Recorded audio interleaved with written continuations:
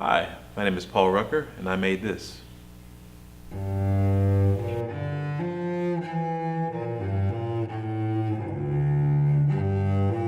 I'm a composer, musician, and visual artist. I'm originally from South Carolina, Anderson, South Carolina, a small town, and I moved west to Seattle 18 years ago to pursue my career as a musician. And along the way, I was working as a janitor in the art museum, the Seattle Art Museum, and I wanted to be a visual artist, so I started making artwork then. And along the way, I decided to combine music and visual art to create a lot of the work that I'm doing now, which involves interdisciplinary, multidisciplinary genres combining, but it also reimagines historical events, and it has a lot to do with history, the history we're taught about and the history we're not taught about. Much of my work is part of my experience growing up in South Carolina.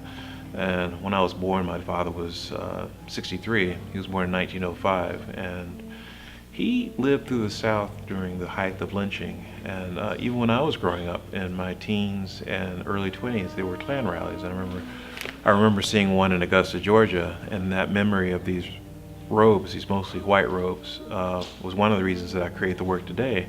Because I had a fascination with the Klan, what they represented, what's their history. All I knew was that they represented fear for a lot of folks, and they represented this period of time and folks who wanted separation from other folks. So part of my catalyst for moving forward and doing this work is to learn more about the Klan, because many people don't know that the second wave of the Klan, there were more than 5 to 6 million members of the Klan in the 1920s. More than about 15% of the population were members of the Klan during that time. I think this is a significant fact that's covered in this paper, all three waves of the Klan, first, second, and third wave.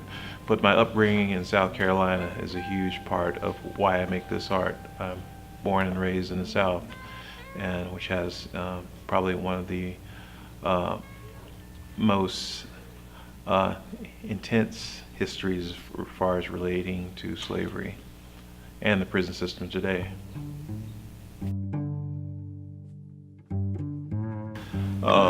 I think it's really important if you're dealing with social issues and history to present facts and information for the viewer to take away. So most of my work now, I have some kind of takeaway for the viewers. And with this show, the Rewind newspaper is one of those pieces. It's a 32-page newspaper filled with facts about different pieces in the show, historical facts from research, some online research, some book research.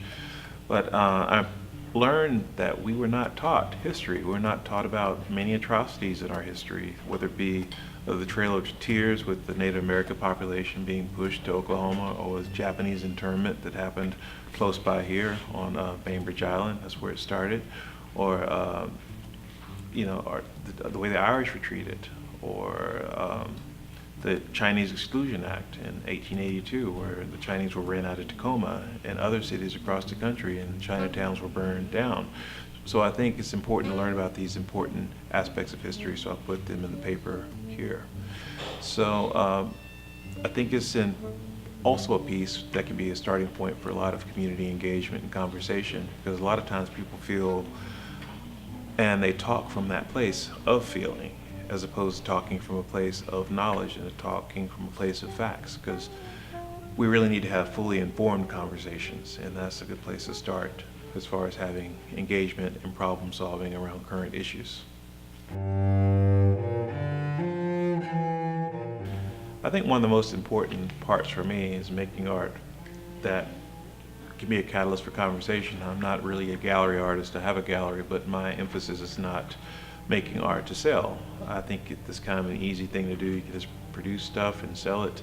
But this show here, none of the pieces are for sale. I sell one piece occasionally, but the money and proceeds from that piece goes right back into making art. It goes into making more newspapers. And right now, 7,000 newspapers have been given away over the course of since 2015.